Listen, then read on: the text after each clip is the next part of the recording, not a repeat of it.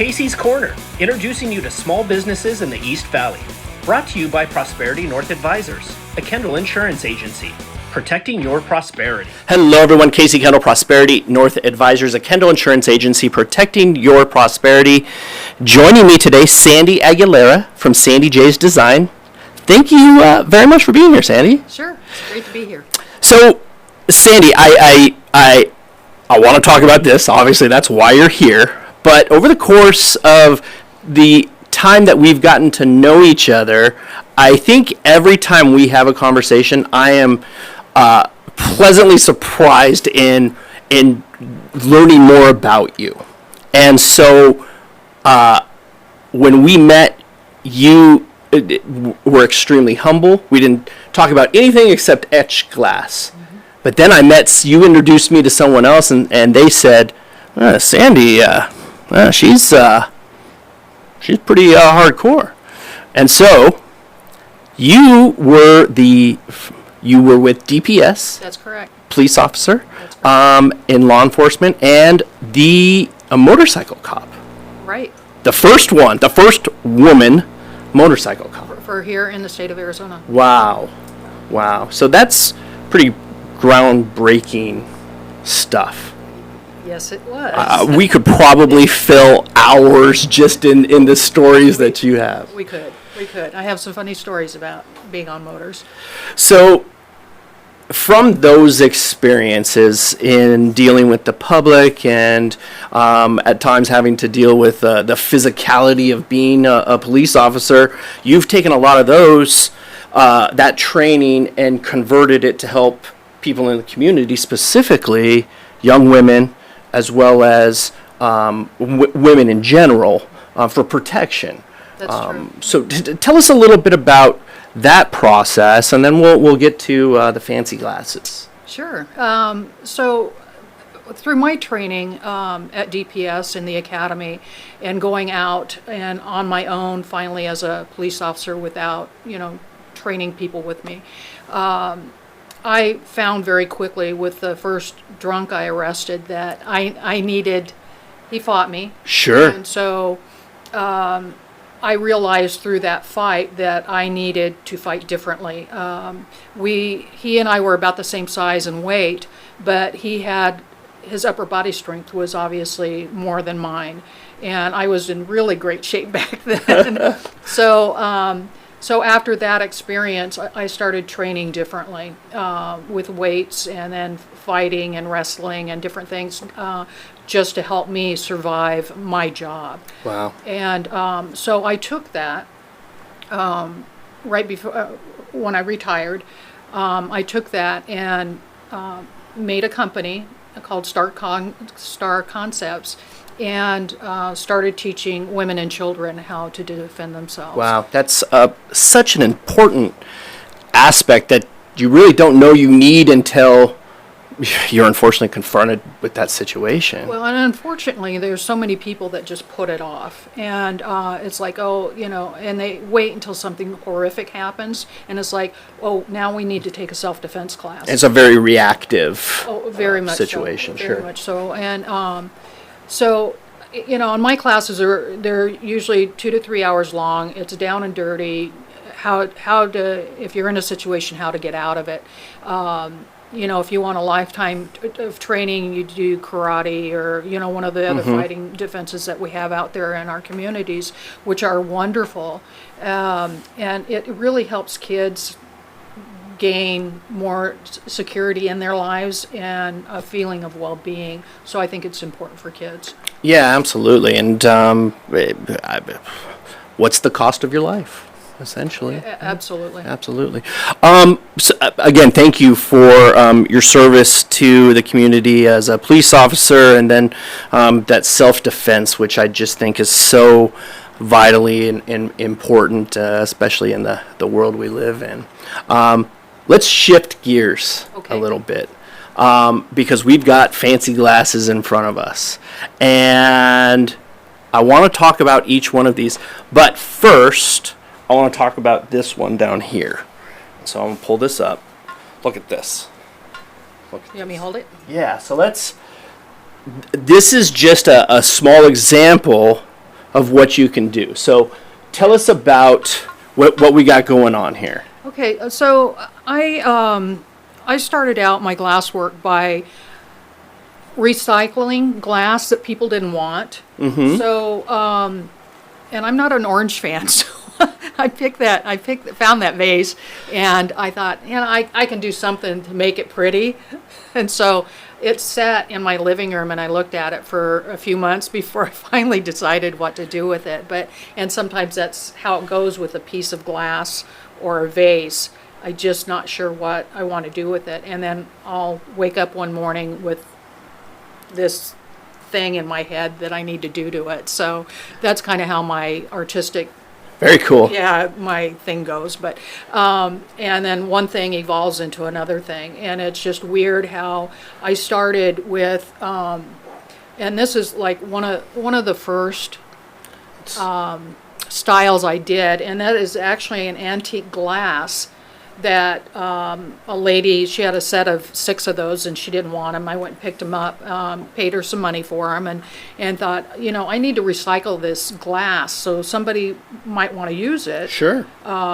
So I guess a lot of people just don't want antiques anymore. So I started playing with different mediums, and I'm not crazy about how paint looks on glass. Okay.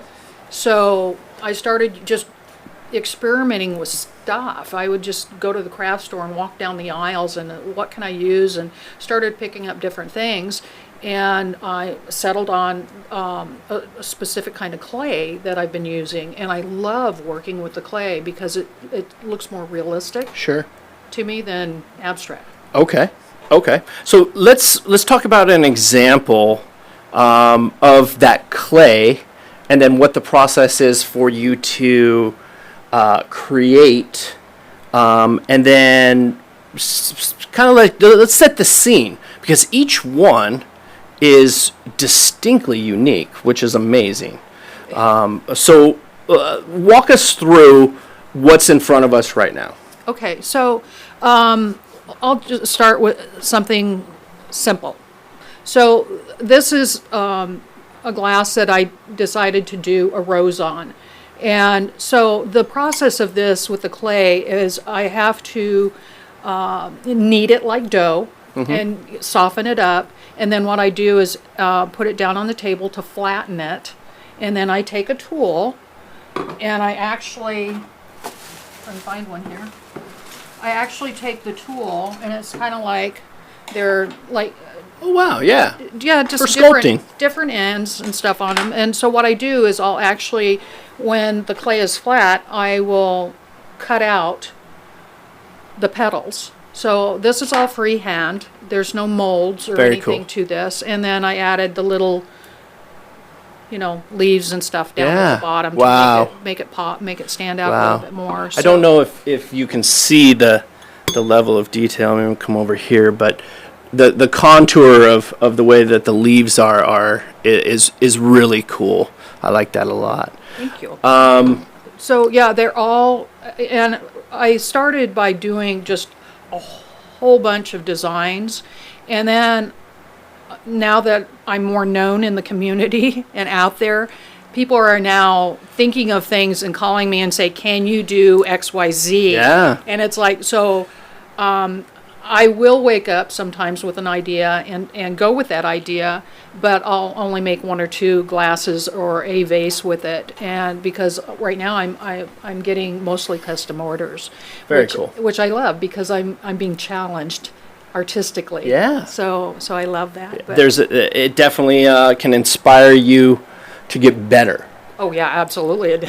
Let's pick out a few of these here, and I kind of want to go season by season. So, A Day of the Dead. Am I Right. That's Day of the Dead. okay. So that's what we've got going on here. But then this one is really cool. So talk to us about that, because it looks like a pumpkin. Yeah, it looks like a pumpkin, and but you can turn it around, and inside I've put little miniatures in there. So there's a skull and a headstone and some like See that dead-looking there? trees, and then I obviously put lights in it to light it up, And again, just woke up with an idea of, Halloween's coming up and the autumn, and so I just kind of going with the colors. So this one looks like a Halloween one as well. Yes, yes. It's got a crow on it, an orange harvest moon. Yes, Yeah, yes. okay. And then a scary pumpkin on the bottom. The simplicity of that, I think, speaks volumes. And you know exactly what you're looking at. With the clay itself, is it a do you bake it? How does it work? Yes, fortunately, yes, I have to bake it. So after I mold and put all this on the glass just like this, it's still the clay, you can still manipulate it until it's baked. So I have to put it in the oven. I have to raise the heat very slowly. Interesting. Bake it for depending on the thickness of the clay, bake it for a specific time, and then I have to bring it back down so the glass doesn't break. Sure. So I have to do it slowly. So, and then after that, I actually put a coating over the clay just to make it more durable. I like this one. If anyone wants to buy me this one, I'll take it. Which one else? I want to come back to this one because I like this one. But this one doesn't look like it necessarily has a holiday-based theme. So walk us through an idea that you're going with here where, I don't know, it almost looks custom to me. It is. So again, I had these ideas. I like little miniature things. They're just cute. So last Christmas I made what I call a lot of people call them snow globes, but I have actually trademarked the name Dome Rooms. Oh. So these are my dome rooms, and so I started with the Christmas theme with wine glasses upside down and putting miniatures in there, and then that morphed into, oh my goodness, kids might like these. Sure. Kids can't have glass, so what I did is I found these plastic domes. Look at that. And put little miniatures in there. There's little goldfish in there. That looks like a Nemo. Yeah, like a little Nemo in there, and there's a lily pad and things. So, so kids can have those. So because they're plastic. I think my boys would probably put crickets or Crickets. something in there like that. Yeah, I actually have some with dinosaurs that glow in the dark. Oh, yeah. Very cool. So, and each one is unique. Each one is different. There's no two exactly. Absolutely. Poinsettia? Poinsettia. Poinsettia. Very cool. Very cool. And then, let's see. Daisy? Yeah, Daisy. Sure. Yeah. Huh. And on that blue glass, it just pops with the yellow. So. Yeah. I did have a funny little story. I had a lady come by. I was at a vendor event early on when I started doing this, and she saw one of my rose glasses, and she said, nobody's going to buy that because you can't drink wine out of it because you can't see the legs of the wine when you swirl. Interesting. And it's like, well, not everybody's that into wine, so I think it'll work, right? Is $2 Chuck still $2? I don't know. It's not. It's $3 now. No, it's actually 4, and it doesn't taste as good. Thanks, inflation. Let's pull this one in because I like that one a lot. Yeah, that's very woodsy. So, yeah, again, I was just playing with paints and glitter and glue, and I started, this vase looked nothing like it Sure. when I started it, because what I put on it I didn't like, so I redid it, and it ended up looking like wood to me, with sparkly wood, I guess. So I put some pine cones in there and some winterish. It's very northern Arizona. Yes, isn't it? In my opinion. Yeah. Yeah, absolutely. Reminds me of those birch trees. Yeah, yeah. I'm going to put this one off to the side. Okay. Let's talk about that one right there, because that one looks really fancy too. I know, doesn't it look fancy? I may have gotten a little overboard with all the flowers and Let stuff. me see what's but I going on just- in there. Okay, here's what I have noticed, right? Is in just looking at this one here, which is just, for all intents and purposes, an elf with a tree. Yep. But there is actually so much going on in here that you don't even realize. Like, there's a bunny in the back. Yes, that's why there's the split in the back, is so they can see the bunny that I put in the back. That's very cool. I don't know if anybody can see the bunny, but there is a bunny. So this kind of becomes one of those things that you're almost using your imagination in, well, I mean, obviously the creation process, but really whatever anybody can think of or specific theme that they're going for. I know that when I think about something like this, I would want mine to be extremely representative of maybe what's going on in my life, my Right. family. Are there? There was one in here. Actually, I'm gonna reach down and grab this one. I like these because it's very much like these could represent a child or grandchildren or something like that, which is just very, very cool. Yeah, I have a lady that she called me last week, and she wants an autumn theme dome room. So she doesn't want any little characters in it, anything like that. So she just wants things that are autumn in there. So I worked on that yesterday and playing around with different colors and items to put in there for her. And so we've also got, obviously continuing with the holiday theme, so to speak, we've got the Christmas one.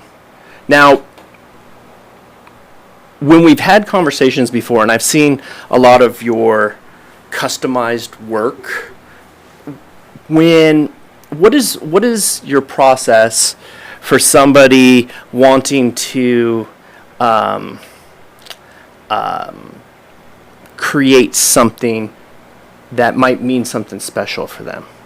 So what I'll do is just ask a series of questions, like basic questions like colors. What kind of figures do you want? Do you want trees? Are you into birds, butterflies, dragonflies? What kind of animals? It's just, whatever is their imagination. They tell me, some small little specifics that they want, like if they want zebras or, so I go and see if I can find that kind of thing, and then I put it together for them. The dome rooms are taking a life of their own at this point. Sure. I keep thinking and doing more and more stuff with them. So, but the creative part, and some people know exactly what they want, and so they tell me, and I again put it together. And before I finalize a lot of my Before you turn the oven on. yeah, Yeah. I will shoot pictures of it and text them pictures and make sure that's what they want because I don't want to get stuck with a whole bunch of inventory that I have to store. Hold on to find that specific Yeah. buyer. Right. Yeah, absolutely. And the dome rooms to me are kind of like back in the day with Cabbage Patch dolls. Each one was unique, had their own little name, that kind of thing. So that's kind of where that idea evolved from, is doing the dome rooms for kids. Just, and even as adults, we like to kind of live in our little fantasy world for a little bit. Sure. To get rid of the real world stressors that we're in. So it's just kind of a thing for a happy thing. I just wanted to do something that makes people happy. Yeah, absolutely. I think when you introduce something like this, it really can just take on a life of its own, and it really just, the only limitation is what your imagination Exactly. is. And I tell people, I'm in a couple marketing groups and or referral groups, and I ask people, challenge me. Even if you're not going to buy whatever, if you have an idea, help me, because that feeds my creativity as well. I have doctor that got a hold of me, and she's looking for a unique gift for her mother that is an optometrist. And so she wants me to do eyeglasses on margarita glasses. So they were in the oven last night. So Okay. so I'm putting the finishing touches on those. So and that's something I've never done before, and it was quite frustrating at first. And then when I sat on it for a few days and got it worked out. I think about the occasions that you could utilize any of this for, beyond a holiday. But it really answers that long question of what do you get somebody who's got everything. Everything, exactly. And how can you give a personalized gift that might mean something to what they're doing. And I'm getting more and more of those orders, and especially for men that have been married for a period of time. Sure. And they've run out of ideas. You know, the wife says no more jewelry. Why would you do that? Here's the thing, Sandy. You can only make so many coupon books that say good for one free massage. Right. I think my wife's probably sitting on about a half a dozen of those books that she's never cashed in a coupon. Yeah, so it's just, and so I've had a number of orders like that. One specifically, he came to me and he says, if I bring you a vase, can you do something? I said, well, of course, what's your wife's favorite color? And she likes red, so I did a collage of red flowers on a vase, and she was just over the moon about the thing when she got it. She called me and told me, she goes, oh my God, this is the best gift my husband has given me in such a long time. That's amazing. So it made me feel well. Yeah. What is the best way for someone to find you, to get a hold of you? Are you featuring these at different events? A few. Okay. I'll do a few vendor events. Usually about 4 a year is what I'll do. The best way is my phone number. To text me and get in contact that way. Let me know what you want. I do have an email address, so I will make sure that all of that that's on contact there. information is in there. So those are the best ways to get a hold of me. Awesome.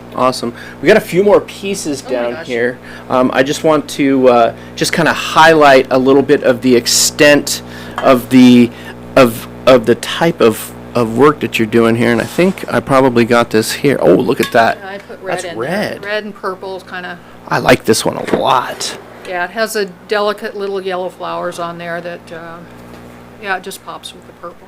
That's it's a perfect design. I love it. Thank you.